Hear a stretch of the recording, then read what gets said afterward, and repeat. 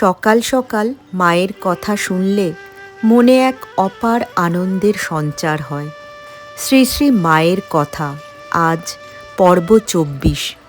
স্বামী ঈশানানন্দ মহারাজ বলছেন, বিষ্ণুপুরে দুদিন বিশ্রাম করে আমরা ভোরে ৬খানি গরুর গাড়িতে রওনা হলাম।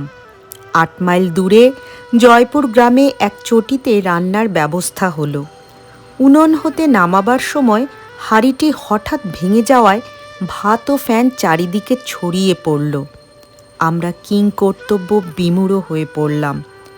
মা আদৌ বিচলিত না হয়ে যত্ন সহকারে ফ্যান সরিয়ে ঠাকুরের জন্য শালপাতায় কিছু গরম ভাত পৃথক করে ডাল তরকারি সাজিয়ে নিলেন।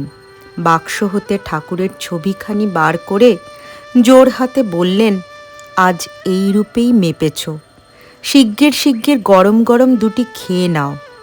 আমরা সকলে মায়ের কাণ্ড দেখে হাসতে লাগলাম। তা দেখে তিনি বললেন, যখন যেমন তখন তেমন তো করতে হবে। নাও তোমরা সব এখন খেতে বসে যাও দেখি। আমরা সকলে চারধারে বসে গেলাম। মা আমাদের পাতায় পরিবেশন করে নিজেও এক কোণে খেতে বসে গেলেন। নমস্কার।